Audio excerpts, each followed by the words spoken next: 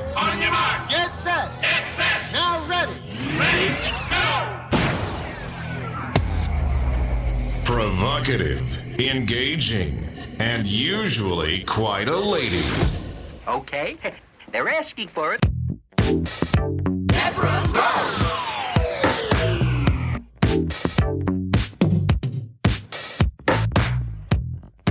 Okay, we're down to the final hours before the election, and this is an extremely consequential election.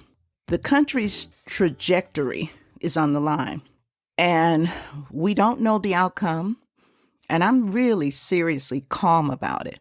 I have prayed about it, and I do trust that this country is strong enough to endure whatever the outcome. With that being said, our decision, our choice that we make in that voting booth, it's going to have long-term impact. So to keep it real short and keep it real sweet, we have to focus on really one thing: what is truly best for the country? Because what's best for the country is what's best for us. It's what's best for our families, for our lives, and for our futures. So we know that Kamala Harris, that she has given us very little in terms of her position on policies. She's given us some, but not very much. We do know when it comes to the economy, she says she wants an opportunity economy. And when you look a little bit deep, you do see that essentially she will be expanding government. She promises mortgage assistance for first-time buyers. She talks about forgiving student loan debt. She talks about more spending, more increases in regulations. Those can sound good if you really don't think about where the money comes from. It sounds good. I'm going to give you this. I'm going to give you that. I'm going to grow this. I'm going to grow that. But it all comes out of our pockets. It does very, very little to grow business. And when we grow business, we grow jobs. And when there are more jobs, then people can work and people can buy and people can just have better lives. It's really just that simple. When we look at Trump, President Trump has talked about cutting the corporate tax rate. Oh, he's for big business. Well, the truth be told, if corporations get some relief, what do? They grow. When they grow, they create more jobs. And the cycle continues. More jobs means more hiring, so on and so forth. The idea, the notion that it's just to help them pocket their money. We saw this when Trump was in office for 4 years. We know that he knows how to grow business. When President Trump talks about cutting taxes, he's talking about cutting taxes also for those who work overtime, for those who earn tips for a living. He's talking about things that actually benefit us, putting more money in our pockets so that we can continue to turn that money around through the economy. That's what's important. Not just dumping money. This is how we got into inflation right now. When the government just pours money into the economy, it creates inflation. They call it Bidenomics, and we know that Bidenomics is not working. That's an impossibility. I was listening to Larry Kudlow just yesterday, and he talked about the economy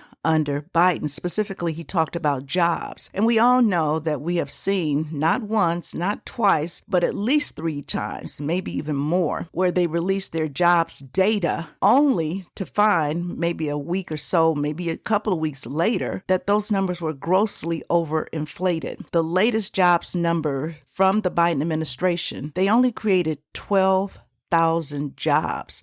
In the recent job data, that's something wrong there. Kudlow also said that part-time employment is growing. Full-time employment is shrinking. So in other words, more people are being hired as part-time workers, not full-time workers. There was only 2 segments, or sectors rather, that saw real growth. Government jobs. They're expanding the government. More people are being hired by the government. And undocumented workers. Over 1 million have found jobs. We're going to see a continuation of that because she says that her policies really won't be any different from Joe Biden. She doesn't see anything wrong with what he did. So that's something to think about. I'm not going to run it, down a whole long list because truly by now, most of us know what we're going to do, and we will do what we want to do. My only point here is to ask that you really consider our future. We have to consider the trade policies. Her trade policies are at best anemic. There are only two policies that she's emphasized. One, she proposes that she'll put more tariffs on technology made by China. That's a good thing.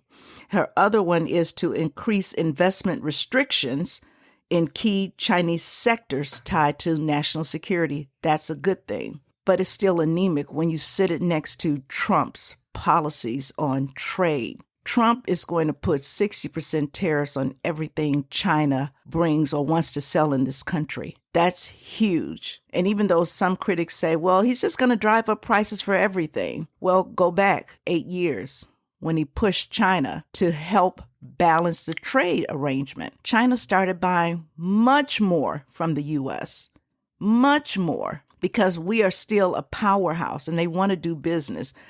Trump had about 6 or 7 other policies under his trade proposals. And you're just going to have to go and read them because I'm really not going to have time to go through all of that. But he wants to deregulate. He says he's going to deregulate across the board. Oh my God, he's going to let corporations go wild. No. It's actually unleashing the potential for business to grow.